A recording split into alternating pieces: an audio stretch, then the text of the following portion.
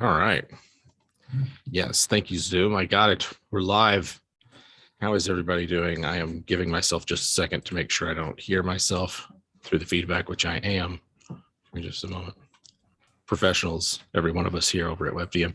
How are you guys doing this week? It's our midweek hangout. I'm going to really look forward to these in these last few weeks, and really enjoyed myself getting to hang out with you guys and making that hex box and just chatting during whatever time of day it is, wherever you are in this this world we all live in. So yeah, welcome. And we're hanging out today. We're going to be talking about the UA that dropped yesterday, which I didn't find out about till about an hour ago. So it'll be fresh, hot, piping hot takes as we read through it and answering y'all's questions. We've got our CEO and my partner in life, business, and everything else, Emma, who will be popping in and out. So if you hear a mysterious voice from beyond, that is who it is. That is my mysterious voice. There we are. There you go. Mysterious. So now you know very deeply. And so, yeah, I'm going to give myself just a second. I wanted to show you guys and share something really special with you, because I have both of my Bucky's mugs, and you know, I just needed you guys to see them next to my head and face. This one, obviously, well loved, unsweetened iced tea in it. Taste the bitter tannins. This one's got the water. So yeah, love a big drink. Everyone in the world should have a 52-ounce insulated mug. You'll need one in the coming apocalyptic water wars. So without further ado, how is everybody doing? Some questions from last week, and then we'll jump into it. I noticed there were a couple of people in chat asking about the program that I was using, and it is Hexographer. I use basically the free version that they offered for years before I was like, nope, I've used so much of this, they deserve for me to buy the full price. So I use the basic Hexographer one, but there's a Hexographer 2, a world builder, a dungeon builder, all kinds of things that they got. And let's see, if I wasn't doing this on the spur of the moment, I would have a better promo of where to point you guys to find that. But we'll see here in a minute about maybe getting some links or, you know, point you guys in that direction, because it's a really cool program and it does all kinds of stuff, not just fantasy, but outer space, like sector maps. So let me see. I don't know. Maybe perhaps I can call upon Emma to help us out a bit about where our viewers can find Hexographer. Oh God, you want me to do something? I will do it. The link to Hexographer? Yeah, where they can find it. You got it. Thank you very much. All right. So yeah, that's pretty much it. Since last week, I really just have sort of tooled around with that Wildmire Marches setting a little bit, connecting some more of the dots, and there's some interesting stuff that emerged that I think we might share on some other platform or some other way, because it as usual, whenever you engage in one of these emergent world building exercises, what you end up with is like, all right, I have a campaign that I'm ready to play now. Like, who's ready to roll up some characters for this? So it's always exciting getting to the end of making one of those and just seeing where it went and what we ended up with. Yeah, but this week my brain is taxed with other matters. Our book is very close to being done with all the writing and getting mostly into the editing, layout, things like that. And lo and behold, we've got a UA. I'm gonna take another drink because I got a bad dry mouth. I'll be answering some of y'all's questions as we go along, but I want to kind of go through this UA. Before we get into any of that business, though, Monty Cook Games, who has sponsored us for the entire year. And like, which I can't repeat, is how cool that is for me personally. I really love the games that MCG puts out, and been a lifelong fan of the designers there. And so really am happy that they have chosen to support us. And so we're asking you to support them.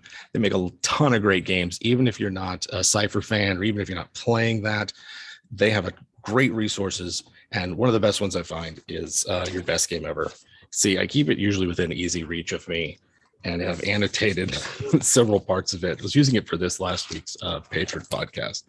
But like, it's a book of just pure system agnostic advice for players, GMs, and groups on how to make this hobby something that's like a part of their lives that they get the most out of. It doesn't recommend any one particular play style or method. It's full of like little sidebars and sort of essays from other authors and contributors who have a whole range of play styles and techniques that they're offering. And it's really cool to just have it here in a handy form, eminently accessible and readable. And it's also filled with like stuff you can actually use for prepping your games, like prepping NPCs or story arcs for various characters. So check it out. It's their 10th anniversary. So head on over to MCG and see what they got. Check out Your Best Game Ever. Very cool. Very cool indeed. I guess still had autofocus. All right. Appreciate the tip there. Best name I can think of. I appreciate the honesty with that as well. So yeah, sometimes the best name you can think of is Billiam. Billiam turned out to be quite a excellent NPC in that campaign. But that's a story for another time. All right, new UA. The first Unearthed Arcana we've gotten for 5th edition since Travelers of the Multiverse last October, I think. Okay, so Heroes of Krynn. This is like our official peek at Dragonlance 5e, and there hasn't been like an official Dragonlance setting since 2nd edition. There was one in the 3.5 era, but it was third-party product. So this is kind of cool. Like, this is one of those things that it's like, I feel like I've been hearing rumors about a Dragonlance book or something for a while now, and it's really neat to sort of like take a peek and see what they're doing. How are they updating the setting? How are they smoothing over some of the weirder and more problematic elements of it, like say Kinder and Gully Dwarves and things like that? And like, how are they gonna express the very unique things about Dragonlance, like the way magic works and how the moons influence it, or the various types of knightly orders? And so this is a really, I kind of skimmed it before we went live, just kind of get a feel. And overall, my impressions are positive. It's not without reservation, but I really kind of like the way this is headed, especially with what they're doing between backgrounds and feats. So let's get into it. And as we move along, Emma will jump in as she sees fit with some questions that we can answer for you guys. So, right, introduced it, Heroes of Krynn. We've got Ben Petrosar, best D&D designer name ever. I'm just going to say this right now. Ben Petrosar, love it. Petrosar. And then F. Wesley Snyder and Jeremy Crawford. Looks like there's designers on this one. We've got a Kinder.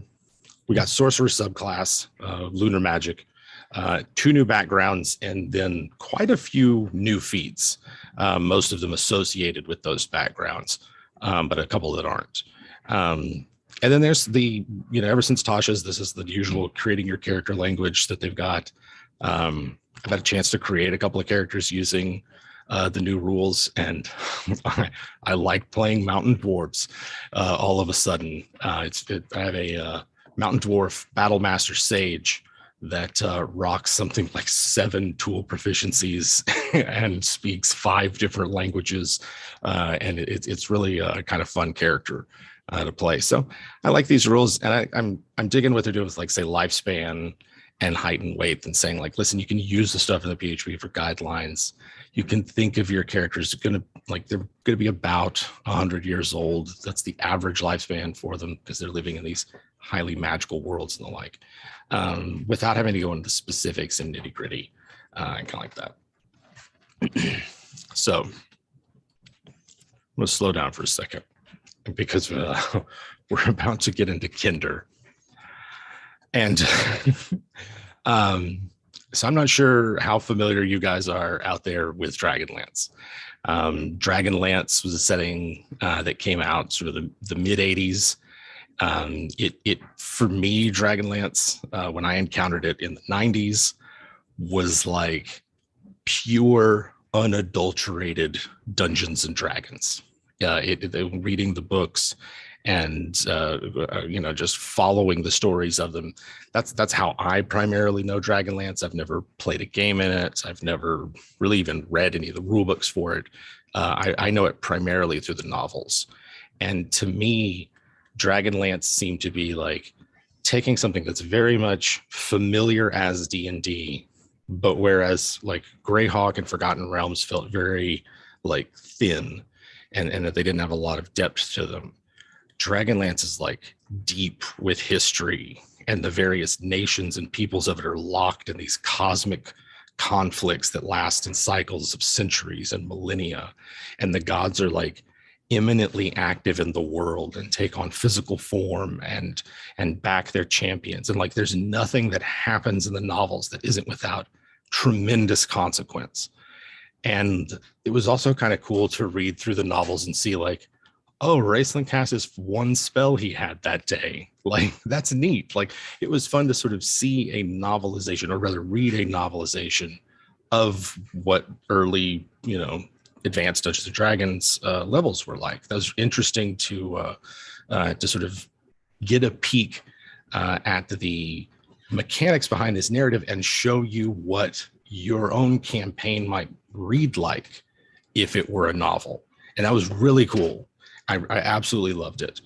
But Kinder stuck out like a sore thumb as being like, all right, so they as a group, one and all, can't help but pick pockets, and they're supernaturally fearless, and everybody can't stand them, but they're also always around.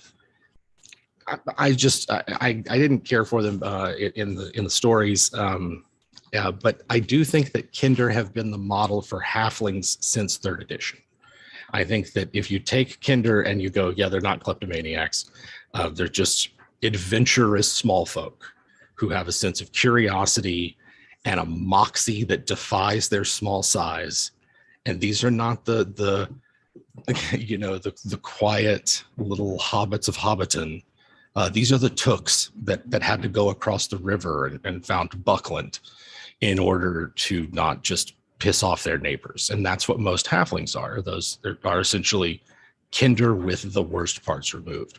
And so it's interesting to see that Kinder here are like, no, those things about the kleptomaniac part, yeah, that we're doubling down on it. And it's now supernaturally enforced, which I just find is a very weird choice. That was my first impression of it. It's been like the last hour, just like, what? So I don't know. To me, if you just play a Kinder like most halflings are played, that's fine.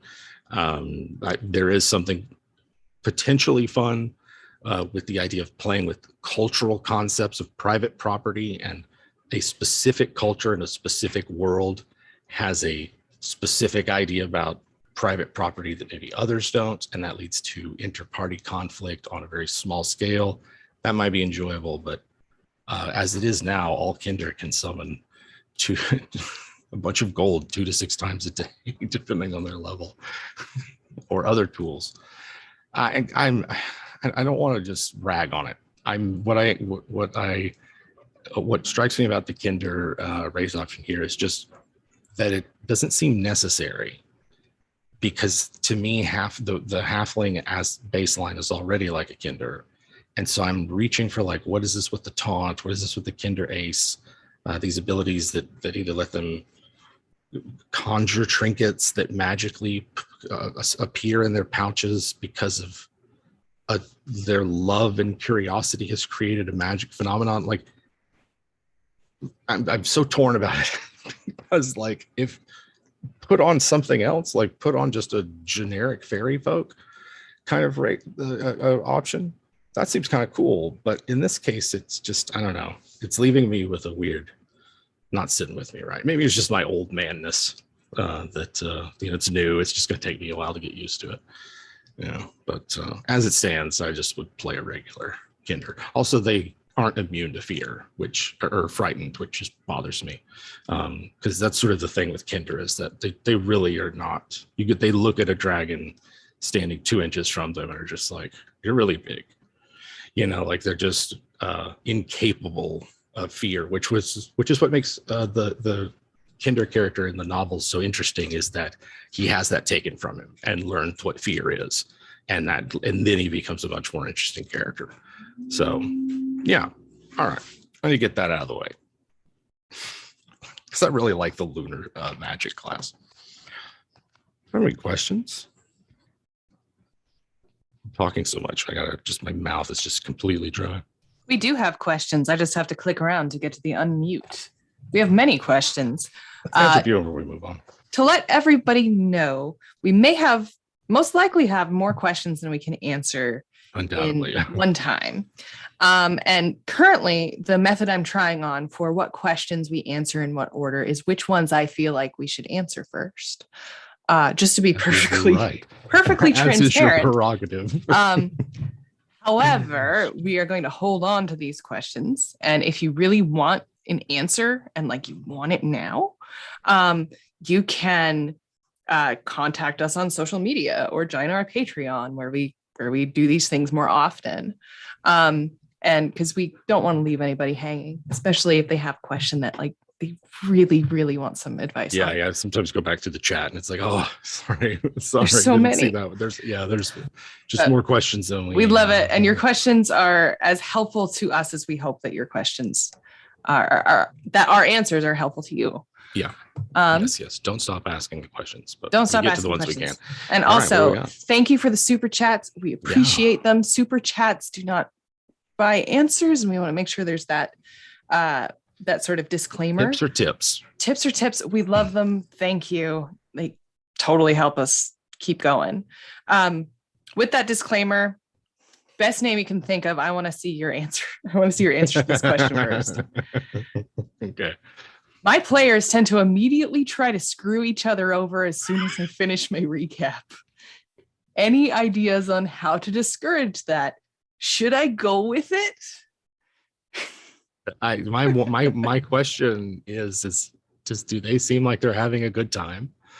Like, does this seem like something that they want, or does it seem like something that they feel forced into because like one player's doing it, and then they're like, well, if I don't respond this way, then all this, sometimes that can happen. But there's also some groups that just like to fight each other. Like, it's fun for them. They're, it has its own tension and drama. And as long as the stakes aren't life or death, then I don't see what the harm in it is, unless it's just really boring for you, in which case that's the conversation to have of just like, well, that's fun, guys. I just am not interested in running that. That is a legit response, because you're a participant in the game too. You're doing the work. But if you're willing to roll with it and establish like where are the boundaries of play, like what is and isn't off limits, and be the neutral referee for their PvP shenanigans, that sounds like a hell of a fun game. But it's got to be one of those everybody's in on and everybody's down for and feels is fair, that kind of thing. It's wild. I've had a few groups that just go for each other's throats sometimes, but never like every time. Yeah, I'm definitely interested in what that means. There are games that support that. Yeah. Those are fun. Usually if something like D&D, just because like the way the action economy works and how the classes aren't really balanced against each other in a PvP sense. They're meant to be like to form different clumps of a team of fantasy specialists to go do a SWAT raid on a dungeon, and when you turn them against each other, there's like, say, I don't know, a monk against someone that has a terrible wisdom save could be a real issue PvP wise. But if it's not like pure combat and they're just like scheming against each other and like hiring other people to mess with their stuff, but then to their face they're like, oh yeah, hey, what's up, man, everything good? Did you manage to sell that artifact you were looking to sell? No buyers? That sucks. Like that could be a fun game. To that end, we have a somewhat related question from Don Coffin. And that is, I want to have my players race to the MacGuffin against a rival team of NPC adventurers. How would you use clocks and trackers to track what the NPCs are up to? Yeah. So in this case, for those who might not be in the know, a clock is essentially a pie chart, right? That's either 4, 6, or 8 sections. And as GM, you just set the conditions under which one of those segments are filled, and then what happens when all of those segments are filled. And a lot of variation you could do on it, but that's the basic kind of way. And I think like 6 segments is a good, it's a good way, place to start. And like for me, I like to have at least one random element. There's some random element will fill a chart, right? Like a little section of it. And then there's others that are conditional, when X, then Y sort of situations. And then the gameplay then becomes the players figuring out what those triggers are to stop them. And so that means like gathering intel, hitting the streets, finding safe houses, scrying, snatch and grab kidnap missions where you try to, we're going to interrogate you and then let you go. And, that kind of thing. Like, we'll spare you if you cooperate sort of business.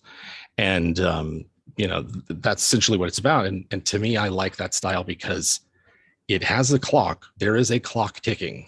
And especially if you have a random element, they can't just sit on their haunches and go like, oh, well, we haven't hit that story beat yet, so clearly the clock hasn't filled. That there is a sense of urgency, but it also means that they can stop it, and it's not like what usually happens, which is like, oh, of course you arrive at the last minute to stop the ritual. But again, like that happened last campaign, like what if it's that you intercept the wagon filled with vital ritual components en route, kill them all, and then sink those ritual components to the bottom of the ocean, like what are they going to do then? How are they going to summon the Dragon Queen then? That sort of thing. And I think it makes for a much more dynamic game when you have a way to determine when the enemy achieves a major objective. What are those conditions? And then getting information in the player's hands, not like giving it to them just to give away, but like putting opportunities for them to acquire it in their way, and then letting them chart their own course and how to stop that. I feel like I forgot the original question, so that I might not have answered it at all, just as a fair warning. How to do clocks and timers with a rival adventuring party that's trying to get the MacGuffin. Yeah, similar thing. The ticks in that case represent the progress that the rivals have made. It could be that they start out behind the party, and then like 2 ticks is when they overtake the party or something like that. You could have 2 clocks at the same time, one of them representing the party's progress to the MacGuffin, and then the other one representing the rivals. And then you can have a clock ticking for something the party is doing as well. And you'd let them know, like, this is how you fill a tick. This is how you do that. Do you try to travel all night? Okay, let's start making Constitution athletics checks. See how far you can go. If you make it, you get ahead of them. That sort of thing. Use a wind walk. Yeah, that's 5 ticks. A lot of what you need to do when you're using a clock like that is to be able to deal with those edge cases, especially in a game like D&D, where the higher level you get, the more resources and powers players have. You've got to be flexible enough in your thinking to go like, okay, how much is this worth with this mini game I'm using, or this system I'm using? How much is this spell worth in a skill challenge, for instance? And those are judgment calls that come from experience and negotiation with the player over what they want to achieve, and then you reach some sort of agreement that works and keep playing. Awesome. We've got two questions which are somewhat related, I think. So I wanted to ask them sort of in tandem. Okay. Alex asks, when preparing homebrew content, how do you test if it works well before just slamming it into the campaign you're running? And then Gabriel Honeycutt says, I'm running a playtest of a system and campaign I designed, which is awesome. Do you have any suggestions in regards to how best to run a playtest? And I thought maybe those two questions were, maybe we could get similar answers for some aspects of them. Yeah. So a lot of times for me, when it came to homebrew stuff that I was making for another player or whatever, if that player was willing to take on some of the mechanical work, I would let them, because then that gives me a baseline for what they expect out of this option or whatever it is. And then I can either subtract, add to, modify, etc. If they want me to come up with something whole cloth, that's kind of different, because then I'm immediately thinking, what can I reskin? What can I repurpose? Those things, reskinning and repurposing things from other parts of the game already helps you out with the balancing factor. And then for me, balance means it's a moving target, and it doesn't have a precise definition. It's more of I know it when I see it, or rather I know it when it's out of balance. And is something just too effective? Is every time a problem presents itself, this is the go-to? Does every problem become, a nail for this thing's hammer? And when you start homebrewing stuff for your own game, for your own players, you accept that you might discover that over the course of time. That's something that looks okay at first glance, or when you white room theory craft it, looks all right, but the way you actually play the game, the rhythm of your game, that might interact with those mechanics in a very different way. And so a willingness to constantly revise and tinker and revisit it, both from like, hey, player, are you still enjoying what we're doing? Is this still working for you? And then from your own perspective, like, is this creating a bunch of hassle for me as DM? An example I have of this from my own was I had a player in Out of the Abyss who wanted to play a vampire. They were like, we're going to be in the Underdark all the time. I don't need to worry about being in the sun. And they would like to play a vampire. And so, it's like, all right, okay, I like that idea, and it fits with the campaign. So that means that I'm open to it. So then it was a matter of like, well, of all the options available for regular first level characters, what fits the best for vampire? So we chose Drow. We reskinned everything about it. And then we just agreed that every ASI, more and more of the vampire package from the stat block would get substituted in as half feats. So you get a few ASI, ability score increases, and then one of the powers. And we fought hard over legendary resistance. They really wanted legendary resistance, but it was like, nope, that's for monsters. But we came up with a character who was a vampire from level 1, but grew in power and was also a necromancer wizard. So we were blending a lot of the lore between the ancestry option and the class option together. But it was a constant back and forth negotiation. And I think it's the same thing when you're playtesting something, because like if you're running your own playtest, it's, you're still in a microcosm. It's still you who are running it, and the other players. You definitely want to have some formal method of feedback, like a Google form, which is a little sheet that they can fill out. Specific questions are going to be helpful for that. But if you can get your material to other people who perhaps, understand who you are as a GM and your play style, but, let someone else run it without you there at all and then tell you what it was like.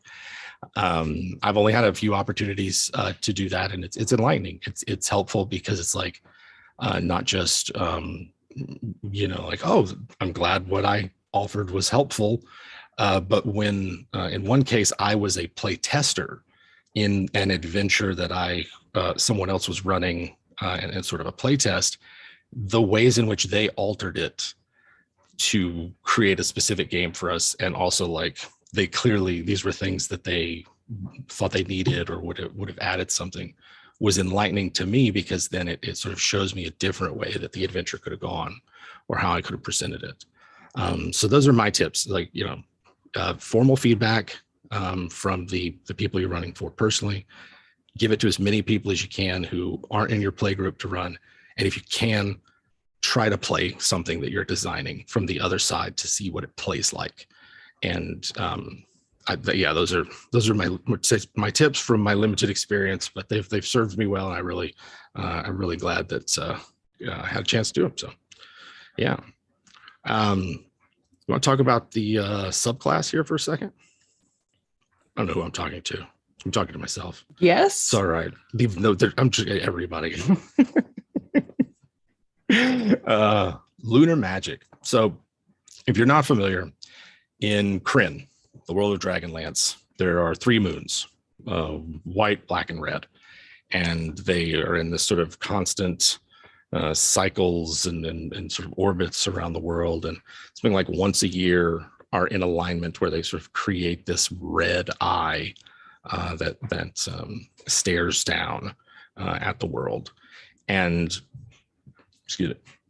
excuse me, magic and the moons are very much tied to each other in Dragonlance. And Dragonlance was created during 2nd edition, when there's just magic users, just mages, and the proliferation of arcane casters that we have now hadn't yet occurred. And a lot of times you'd get magic user characters that were a little bit sorcerer, a little bit wizard, a little bit warlock. They were born with some kind of talent, but someone else gave them their access to their magic, and then they've just trained and studied since then to achieve what they have. And so, like, all of that's very much tied in with the world of Krynn, because in order to become a recognized mage, you have to go through one of these 3 schools of high sorcery to get the robes, to pass the test. Because, like, if you're a member of the black robe, then you have to advertise that you do necromancy by wearing black robes. And so, like, it's one of the things I really like about Dragonlance, because they're like really tying the way the classes work with the world and the setting.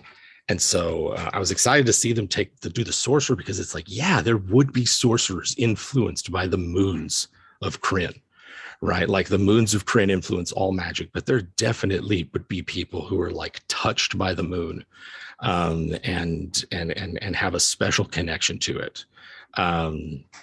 And then they give some helpful tips for like transporting the subclass to Forgotten Realms and Eberron, noting that a lot of worlds have a connection between moon and magic. So let's get into the meat of it.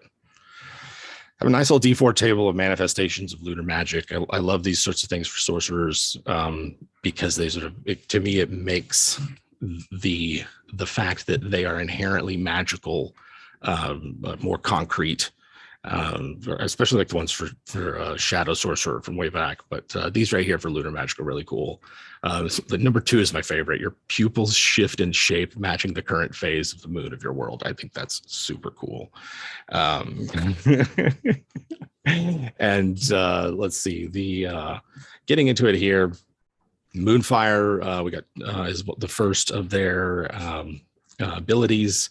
And this is essentially like they get Sacred Flame for free. Doesn't kind of get to regular cantrips. And if 2 targets are within 5 feet of each other, you can target both of them. So it's sort of like a free twinned Sacred Flame. I would have loved to have seen they also take damage if they pass, half on a successful save.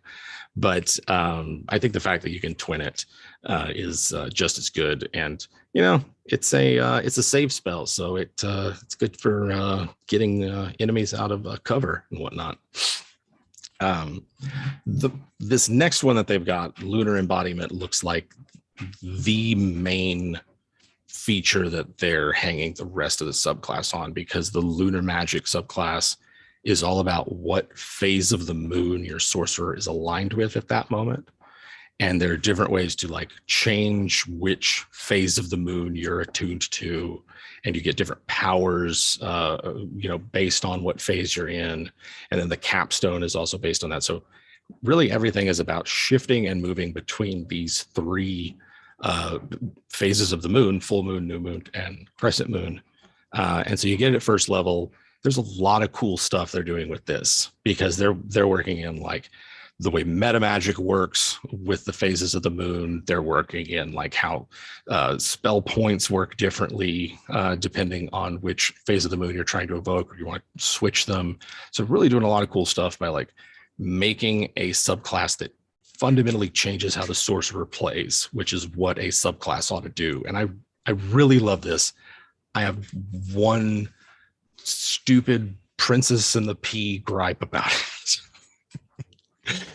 Which is that I feel like that there's a shift in the narrative around the way that magic and the moons influence casters, because of the way the mechanics express themselves. In the mechanics, the player is choosing which phase of the moon they're in.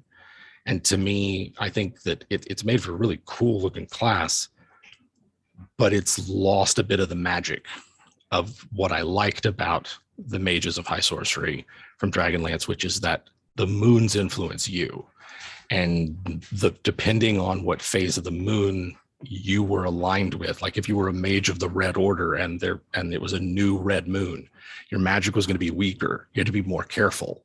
But if it's a full red moon, people need to get out of your way. You are a force to be reckoned with. And so the fact that there's three orders, they all have shifting variations of power depending on what phase their aligned moon is in. Maybe the final product has something like that, but I was really missing it in this one, despite the fact that I love the rest of the subclass. That's the end of my gripe. The rest of the subclass is pretty cool. So Lunar Spells gives you spells without taking up the ones that your spells known number tells you for whatever. It's going to take a minute for my words to get back in order. There's some cool spells on here, depending on the phase. Fairy Fire is always a fun spell to have in your back pocket, especially when fighting invisible foes, the like. One thing to remember about Fairy Fire is it also outlines invisible objects. So it's a fun way to find that invisible treasure chest. You put that Vorpal sword in on the first level that you're hoping your party will find and do some real fun times with. It's also rounded out with Moonbeam, Death Ward, Freedom of Movement, Mask Your Wounds. New Moon has got Dissonant Whispers, Darkness, although I didn't see anywhere in this where you can see through magical darkness. Bestow Curse, Subverts Black Tentacles, and Mislead. And then Crescent has Sanctuary, Blindness, Deafness, Phantom Steed, Hallucinatory Terrain, and Dreams. It's kind of an eclectic group of spells, but also not ones that you immediately associate with Sorcerer. And so they're kind of bonus for that. So I kind of like them. Basically, you, at the end of a long rest, you get to pick one of the phases that you're in. Eventually, you get to switch that up with a bonus action of a spell point, but you get access to these spells that you can cast once without needing a slot when you're in this phase. And so then like the level 6 features sort of both boost your Lunar Magic. Essentially, you get a boon to certain types of magical schools depending on what phase of the moon you're in with lunar boons. So like full moon gives you abjuration and conjuration. That's kind of cool. Like those are the two very thematically tied spells. And I really kind of like that. New moon gives us evocation and necromancy. That's very cool. When the night is dark, death stalks the land. And then crescent moon gives us divination and transmutation. We'll notice that enchantment and illusion are left out. That's all right. This is also, I think, at least as far as I can tell, the first time there's been sorcerer sorcerer classes that interface with the spell schools, not like where wizards are all about the spell school. I didn't know that. This is really the first time sorcerers had something interactive, but who knows? I don't know. I really like this one. This one's kind of cool. Basically, this reduced when you cast spells of this type, it reduces the cost of sorcery points for meta magic by 1 to a minimum of 0. And then you can do this a certain number of times per day. Proficiency bonus between long rests. And then the other 6th level feature is waxing and waning. What is that? Okay, yeah. This is the one where you can spend a bonus action, a sorcery point, to switch what phase of the moon you're in. And this is where I was like really torn, because I was like, I really like this subclass. I would play one of these like right now. This seems really cool. But also, I don't want my caster dictating what the moon does. I want the moon dictating what my caster does. Maybe it's that wizards are the ones that are like bound by the phases, and these sorcerers are over here going like, yeah, you weren't born under the light of the aligned moons of Kryn. I can do whatever I want. You chump wizards over there, go back to your books and be at the mercy of lunar cycles. So maybe that's the story that they're going for here. 2 more to go through, and then we'll get to some more questions, but and then we'll finish up with the backgrounds, which are my favorite. We got Lunar Empowerment at 14th level. This one is it says here, the power of a lunar phase saturates your being.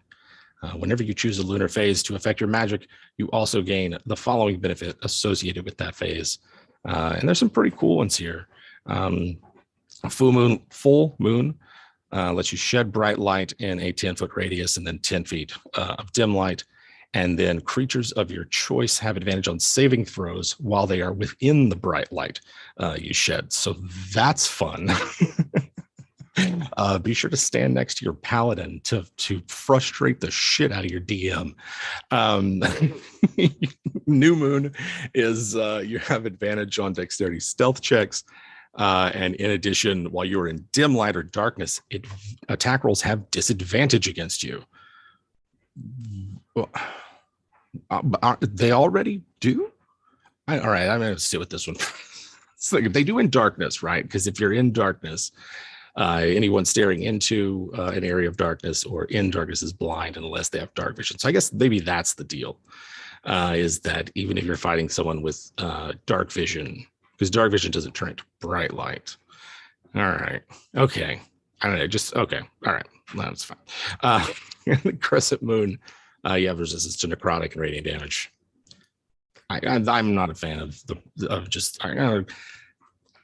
compared to full moon. I would be disappointed with my crescent moon. How many times do you take necrotic or radiant damage? I guess if you're fighting undead.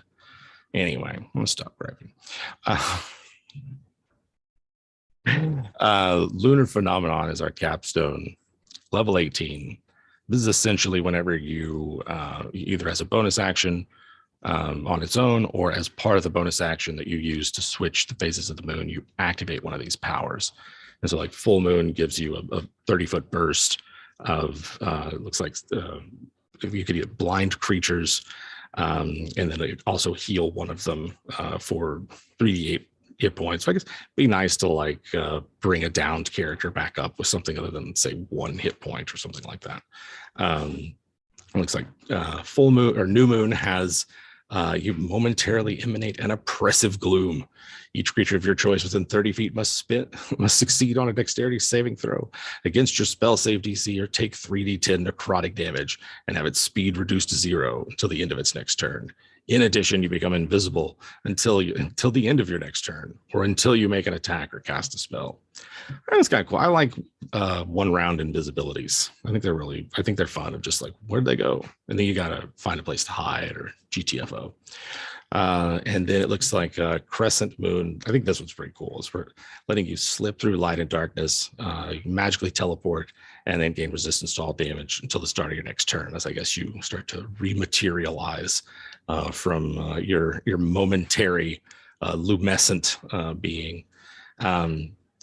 Thinking about it, this is a very bonus action heavy subclass. There's a lot of things that use your bonus action. Thankfully, they sort of tied some of those things together.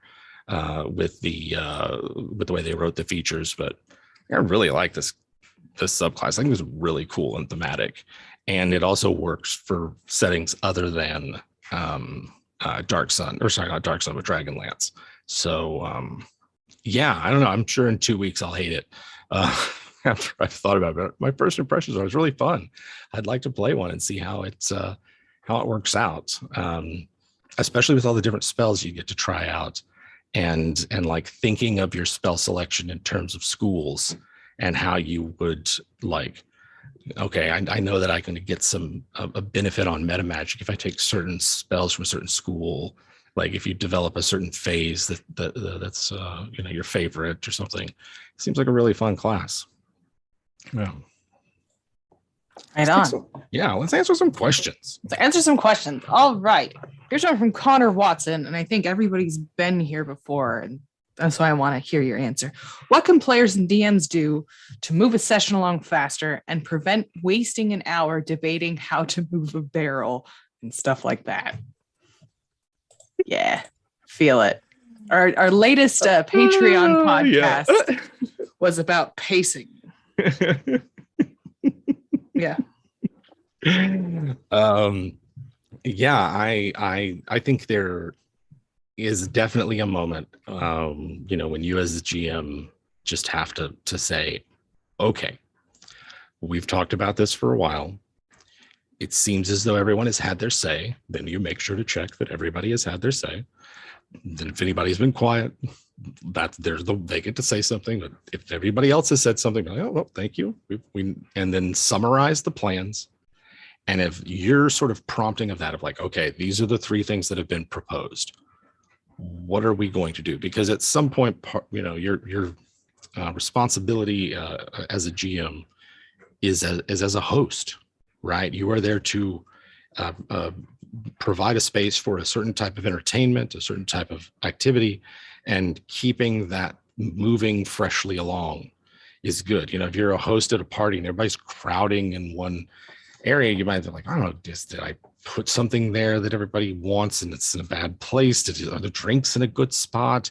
Whatever it is, right? Like you're an MC, you're a host, and you can just sort of call to order the group and let them know it is time to make a decision, and that the time for debate is over. These things can go on indefinitely. D&D is a fractal game, right? Both in its small scope, we can get nitty gritty how exactly I move my lock picks in the lock to make sure I don't trigger the trap. No, DM, I'm very careful. You'll see. To the much higher up where we can talk about gods and world building and things. And so it's okay to say, guys, this is a barrel. We've talked about it. Which one are we doing?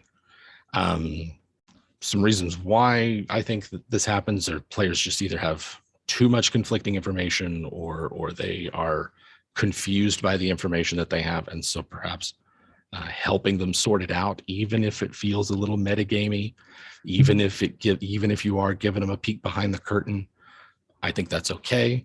And especially if it gets the game moving and removes some sort of mental block from them, because like I'm curious about this barrel situation, but like usually where it comes up for me is like NPCs and suspicions and who's doing what and what nefarious deed must be going on, and there's partial information, and just the speculation can go on without end. It's okay to say, all right, what are we doing? It's time. We came here to play a game. I think that is appropriate. Right on. It happens a lot. It really does. It really does. It really does. Yeah. All right. Here's an interesting sort of broad question from Rick Procure, which I like that name. How do you plan for the unplannable? My group often does things I don't plan for. Mm-hmm. Just how do you do that? No, yeah, okay, that's it. Yeah. Yeah. How do I plan? I keep things vague, and I know my DMing style and everything well enough to know what I need to just come up with something on the fly. So usually there's a name list, some conflicts, things like that. People who might be interested in getting the PCs involved with something, because outsiders who are expendable, who could be exposed, that kind of thing, they're useful for power groups and things. Mostly, I prepare for the unexpected by not having a tight grip on anything expected. And I know what the world is like. I know what the setting's like. I have a good idea of what the major players other than the party are up to. And so if the party does something unexpected, I can pivot with them and go like, okay, yeah, well, over here, this is going on and this, that, and the other. And it'll take you just amount of time to get there and get involved. And is that, is that what you want to do? And yes, then we start doing it. And it also kind of, the implicit assumption from the player side is that with that freedom comes sometimes it's just going to be just the thinnest veneer of a narrative until we spend enough time there and I've had enough chance to prep so that we can spin it into something richer and more detailed and more satisfying, and that we accept that sometimes things are going to feel a little thin and shallow because we went into a new direction and we don't know what's there yet. And it's okay. Like that's just part of the flow and pace of a game like that, they tend to have these periods of slow buildup and then boom, explosive action as things come to a head, and then back down and up again. And honestly, it's so much easier to run. You just have to do so much less work. Right on. Here's a juicy one. I'm thirsty. That hints at drama. Ooh, TMI, Jim Davis. TMI. I have a third drink. All right. So, Sir Hunks-a-Lot has a question. I have a player who's told me that his PC intends to betray the party by stealing their artifact while they sleep and leave. How can I make this a satisfying plot point for everybody? Well, when this happened to me, I explained my plan to the DM. Now, it happened to me because my character had been possessed. But I explained my plan to the DM because I was not without suspicion. The rest of the party were justifiably and rightly suspicious of me, and I laid out my plan to the GM, like, here's how I'm going to do it, this is how it'll go down, and just the second I tried, someone passed a save, nope, and they mercifully knocked me out and took me to an exorcist.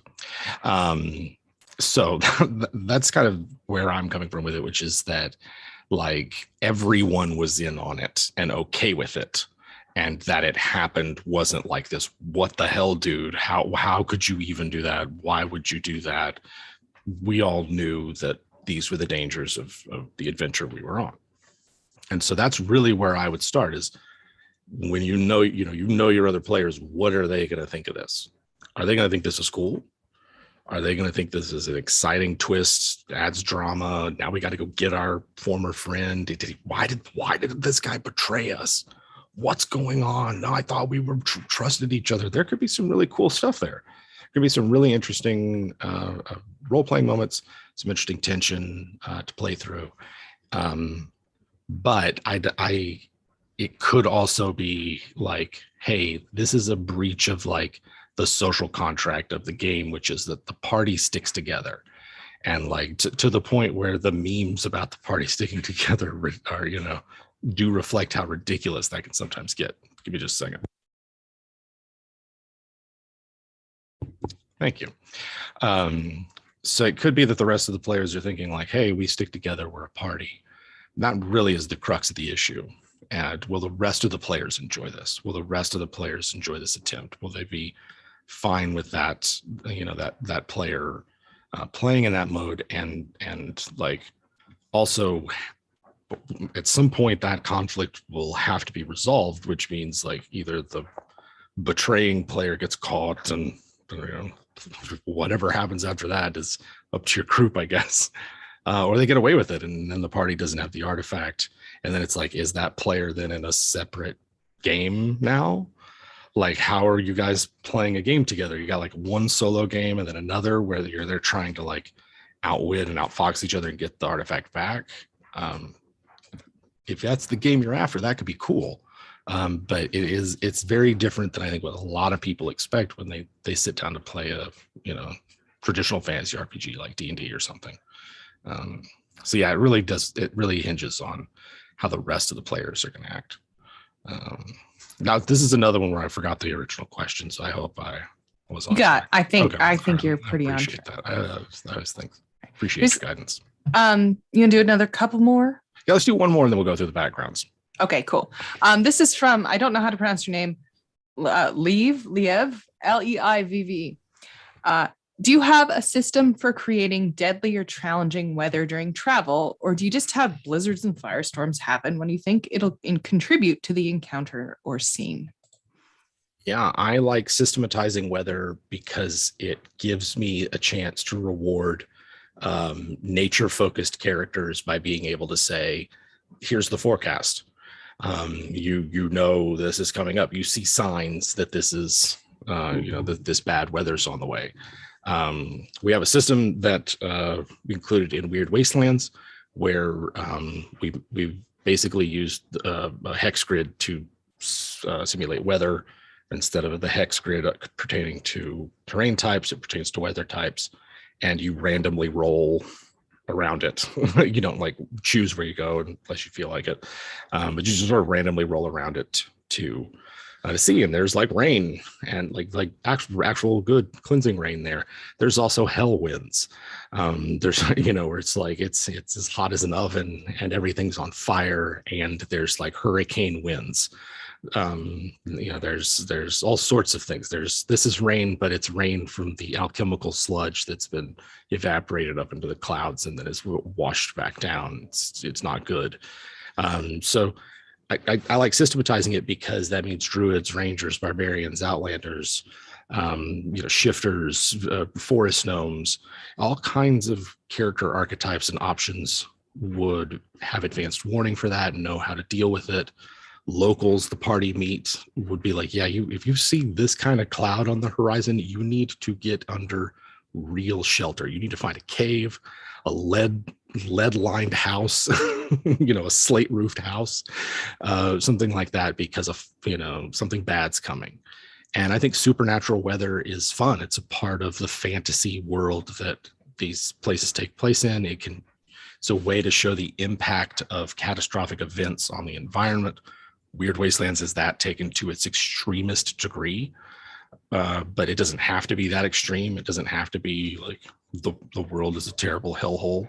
It could just be that, like, 2 generations ago, some big battle between these elemental titans really messed up the weather, and it's just ever since then this place is thick with thunderstorms and you're constantly finding lightning methods, messing around, things like that.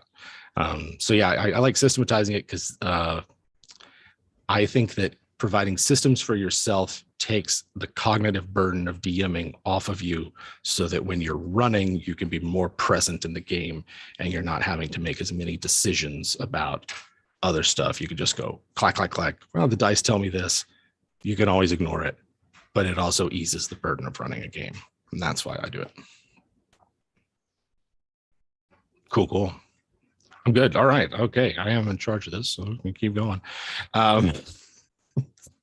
Let's get back. We'll get into the last part of this Heroes of Krynn UA here. So far, I'm liking what I'm seeing. As much as I griped about Kinder are also easily one of those ones where, they're easy enough to either say no Kinder, or just sort of accept that to me, like, the baseline halfling is a playable version of Kinder. And I really sort of like that. They're sort of brave and lucky and adventuresome. But the backgrounds of this UA I'm really liking. So there's 2 new backgrounds, one for the Knights of Solomonia, another for Mages of High Sorcery. They're pretty standard backgrounds. They give you, tool proficiencies, skill proficiencies, languages, and equipment. But then their feature is access to a specific feat. And as far as I can tell, this is the only way you can get these feats is through these backgrounds. And then they further go into something that I think is really cool with the backgrounds, which is like, what sort of classes fit for this background? So a Knight of Solomonia is a very particular kind of knight. There's 3 types of them, right? There's Crown, Sword, and Rose. They have a mirror organization, which is like thorns and something else. Because of the workings of the gods in Kryn, they sponsor these organizations. So this is like, these are paladins. These are the Knights Templar. They're an order of knights that seek to promote good and justness and all that stuff, all that lawful good, high-minded idealism. Like, they try to live that as much as possible. And so it's really cool to see, like, yeah, they're mostly fighters and paladins, but you could have bards from the College of Swords coming in here. Zealot barbarians might find themselves as part of the knights. And so it's a really interesting way of making the specific backgrounds of Kryn work with the classes. I think it's pretty cool. They give you suggested personality traits, but no ideals, bonds, and flaws, which I hope will be in the whatever finished book this ends up in. And we do get some trinkets, some specific Knights of Solomonia trinkets. Solomonia. All right, not Solonia. That's not how it goes. Anyway, but for the most part, the stuff you get, the proficiencies, is pretty much what you would expect: athletic, survival, play a musical instrument, extra language. And then we'll get to the feats here in a second. Crucially, what you are in both of these, and it wasn't apparent to me at first with the knight, but it is more so with the mages, is that you are sort of at the bottom rank of one of these organizations. The feat is called Squire, and the feat that you get for Mage of High Sorcery is called like Initiate of High Sorcery. So you're sort of an apprentice and at the bottom. And I think that's important because one of the things that really drew me to Dragonlance, I had already been playing Dungeons and Dragons before I found Dragonlance, so I knew the tropes. I knew the kind of genericness of late 5th edition fantasy. And Dragonlance, much like Dark Sun, was like, okay, we've got the D&D wizard, you know what they're doing, but like in this world, magic costs something. Dark Sun goes a different way with it, but Dragonlance is like, magic costs you something. Up until like 3rd level, you're an apprentice mage. You're practicing at one of the towers of high sorcery. But at some point, you have this test you have to undergo, and that test will take something from you. It will cost you something, because no one gets magic. No one gets this power, this force that usually only the gods can wield. And it's only through these 3 lunar goddesses that we even have this. Like you have to pass this test to gain access to your full magic, but also like no one passes it without giving something up, without making some kind of sacrifice. And some of my favorite parts of the novels were where they go through what that's like for Raceland and some of the other initiates of high sorcery. And so I think it's really cool that they explicitly call out, like, you're not a mage yet. You have not passed the test. That is, it's a hint at what's to come if you choose this background, that you're going to have to pass this test. Give me just a second. So for the most part, mechanically, it's looking a lot like the Sage. But instead of that researcher special feature, we're getting Initiate of High Sorcery, which is access to that feat. And then it's the same thing as with the knight. We're told that bards, wizards, and warlocks might of any subclass could be mages of high sorcery. That tracks, especially like lore bards and what is it? Book warlocks, with the Book of Shadows, like those fit, right? Like they're studious, they're academic, they're swimming in the same conceptual pool as wizards. And I'll be honest, I don't see why you can't just throw in sorcerers as well for this. Like it mentions Lunar Magic sorcerers also probably being a part of these towers, but just because you have innate magic doesn't mean you wouldn't seek out training to learn how to use it better or to understand it better. And so I think there's a reason for any of the arcane casters to be a part of something that used to be solely for wizards. And they even call it out in a little sidebar about how, when this first came out, there was only one type of spellcaster. And so they've sort of pivoted from wizards of high sorcery to mages of high sorcery. And I think it's fine. I like looking at the bard, mage, wizard, and sorcerer, or whichever words I used, and sort of just all seeing them as practicing different forms or permutations of essentially the same magic. That's why they all use the same spells. Feats. I'll do some feats, and then we'll finish up with a couple more questions, maybe depending on what time it is. No, unless it's too late. Here we go. So they've got most of the feats arranged by organization into either the Knights of Solomonia or the Mages of High Sorcery. And then there's like two other feats that they've included: Divinely Favored and then Divine Communications.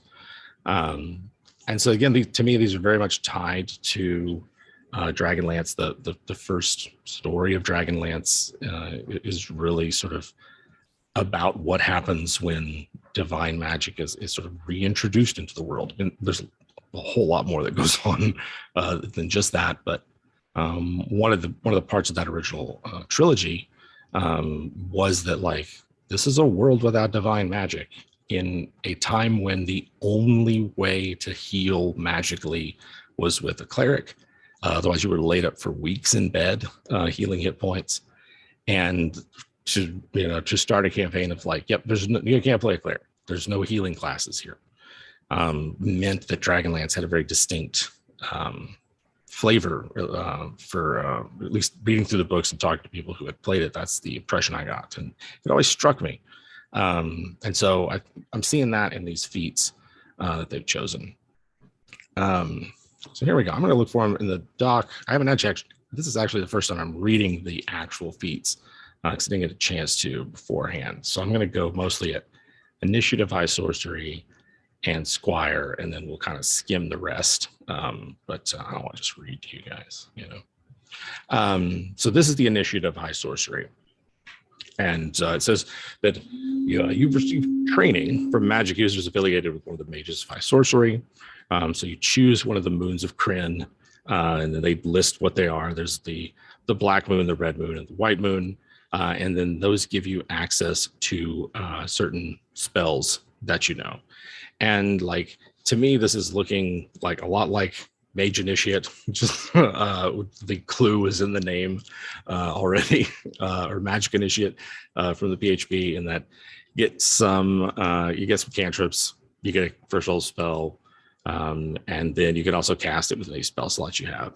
So I think what's cool about it, because this opens up other options for different types of casters to gain access to spells that they might not have.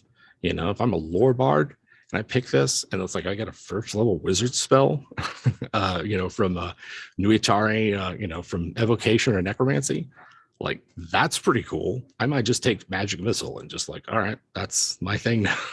I'm glad I picked up that magic missile. Didn't have to use one of my magic secrets on it. So I think that's pretty cool.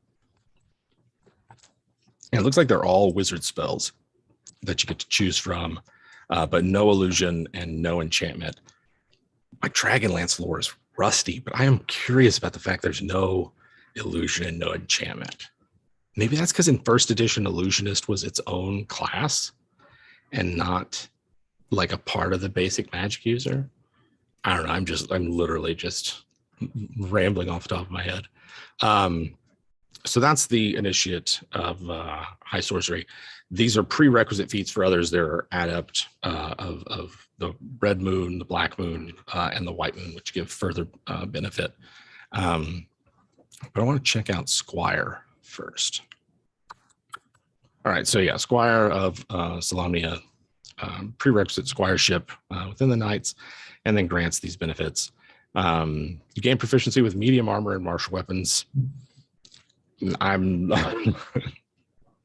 That kind of sucks, I guess. I mean, I guess if you're like a bard, but you would get that. I don't know. Okay. All right. Martial training. It makes sense. Defensive rider. You have advantage on saving throws made to avoid falling off a mount. That's pretty cool. And then encouraging rally. When another creature you can see within 30 feet of you makes a saving throw, you can use a reaction to inspire them. They have to be able to understand you. And then it gains advantage on the saving throw. That's sort of a once per long rest. So it's helpful to think of the knights as essentially like an organization of quasi paladins, and then there is a mirror organization of quasi anti paladins in the Knights of Takasis, who is Tiamat in different guise. Of course, we know that because of Fizbin's, right? We're all there. We read the book. So yeah, it looks like the other feats are pretty much just build on those and reinforce the flavor of it. I'm not going to get into all of them because there are quite a few, but I did want to look at divinely favored. All right, here we go. Divinely favored, God has chosen you to carry a spark of their divine power. You learn Thaumaturgy as a cantrip, a first level spell based on the alignment of your character, and then it's how many times can you cast it? If you have spell slots, you can use that. You get to choose the casting. And it looks as though the cool part here is that based on your alignment, the different spell lists you get to pick from. So you could, if you're evil aligned, for one, we're still talking about alignment in D&D here. So here we are. And then this is much more explicit than a lot of other instances of the use of alignment. So you get one first level warlock or wizard spell. Good gets cleric or wizard, and then neutral druid or wizard. That's pretty cool. Get a holy symbol. I kind of like that. I never really cared for the big sharp divide between divine and arcane magic in D&D. I kind of think it's fun when they're more mixed, and that especially if it's like magic is purview of the gods and arcane casters are stealing it, or borrowing it sometimes, could be a fun thing to explore. So yeah, I don't know, this is neat. I kind of miss sometimes the heady days of a new UA every month, but this seems like a big one. A little bit of everything for player options in here. And there's, for me, as someone who really likes Dragonlance, who has fond memories of it from reading it, there's nothing that sticks out as just like egregious. It's just, they're updating themes and they're giving it a new coat of paint and a polish, and that means changes are going to be made. And I think that what we're looking at, though, is something that's interesting. Hopefully it'll be really cool. And I like how tied to the setting it is. I like how everything is very much specific to the organizations, and the specific flavor of this world is the kind of D&D I love to see. And I think it's very encouraging to see it in UA. Very cool. All right. Let's do, I think there's two questions that are related, and one will be a fairly quick answer, I think. All right, let's do it. All right, which is from G. Is a consistent tone necessary for a sandbox world, i.e. brutal, violent horse nomads destroying cities like Mongols in a world of happy cartoon fairies and cities inhabited by sentient toys? If you can't do that, you're going to make me sad, Jim Davis. Oh, yeah. I think that the health of a long-term game is a variety of themes, of play styles, of adventure types.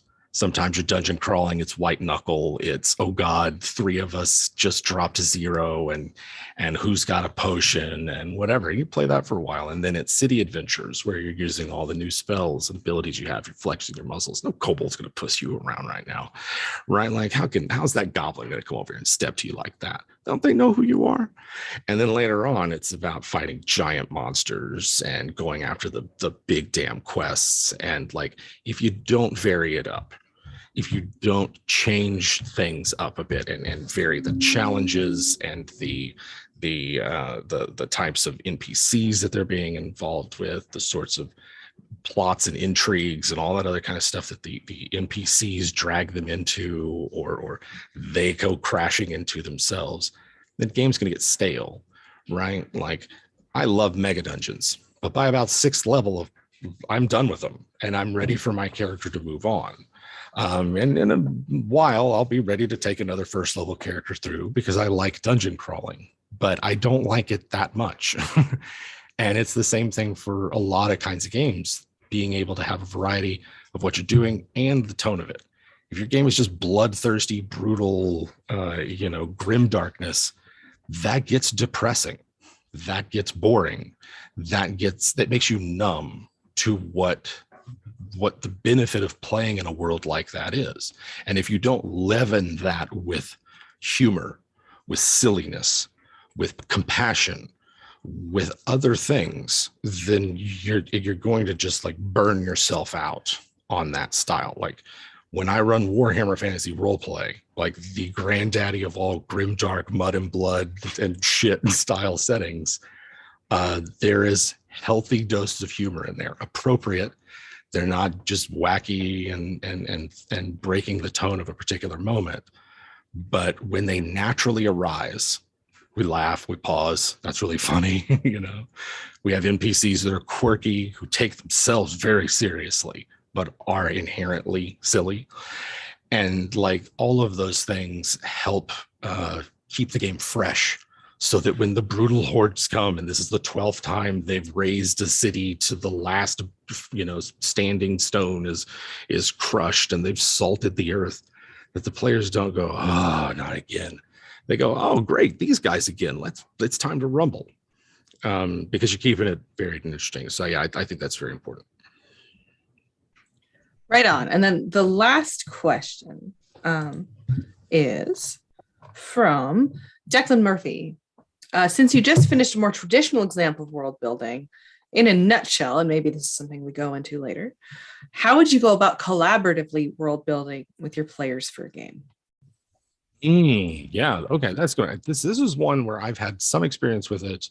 And a lot of times what I do, or when I do this style of world building, it's very off the cuff. It's like we're playing for the first time and I have some questions in my mind or blank spots on the map that I've deliberately left blank, because some of the first things I want to do in that session is go, okay, so-and-so, we've all introduced our characters, but like, you said you were from this part of the world. I don't know much about that part of the world. Would you like to help define that? And that's usually how I'll ask it. Give me just a second. Excuse me. So especially places that are connected to the players, to their backgrounds, to the things that they've expressed an interest in, I will deliberately leave those vague, so that there is space should the player want to take it and use it. At the same time, I always have something ready to fill that space in if the player goes, nah, not interested in that.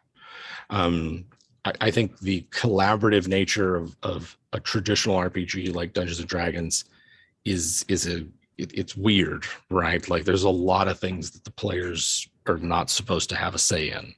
And so they don't usually come to the table expecting to have a say in it. I am one of those players. When I'm a player, please don't ask me to collaboratively world build. In fact, I want you to come up with it on your own so I can discover it. I'm interested in discovering something that is already there, that you've thought of, that you've built something out of. I want to explore your imagination, as from the player's perspective. That's what I like about it. But for those players who like the collaborative aspect of it, I make sure when I'm in the DM seat to leave a space for them to do that, and to always be open to the possibility that their contribution to the world doesn't negate anything I can do, because cultures and people and history and things are multifaceted and complex and contain multitudes. And it's always possible to have what seem like contradictory statements about the world building, one coming from a DM, one coming from a player, and they're both true because they both represent different parts of that world. And that's really how I like to do that. But I let the players take the lead on it, and don't really try to like force any of that on them.